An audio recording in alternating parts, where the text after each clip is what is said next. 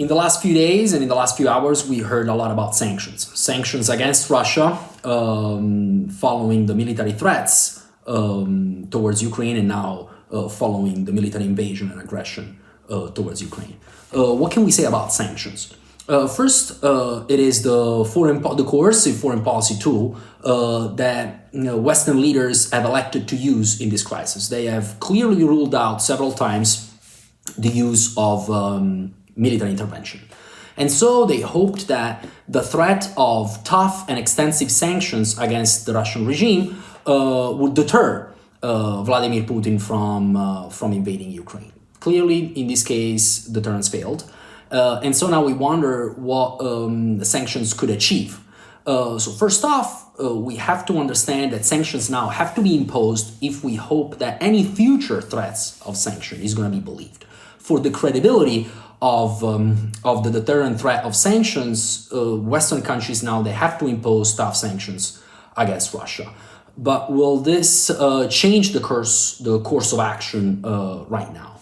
Well, we have to say that in the last few years, the Russian leader has taken several measures and steps to sanction-proof the Russian economy vis-a-vis sanctions. So we cannot expect these sanctions to be overly effective in swaying the reasoning of Vladimir Putin. What we can hope, though, and what I think is the hope of Western leaders, is that tough and targeted sanctions against the inner circle, so the regime elites that are so fundamental to keep Putin in power, can change the expectations of these elites. So we know that these elites benefit massively from supporting the Russian regime, and so the hope is that targeting them might create a dent, a fracture within the winning coalition that keeps Vladimir Putin in power.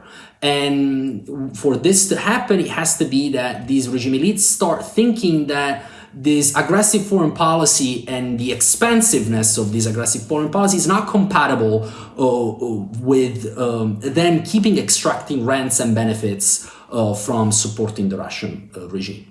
So the hope is that a change in the internal dynamics within the Russian regime and in the support of these regime elites towards Putin might sway the Russian leader in changing its foreign policy in the near future.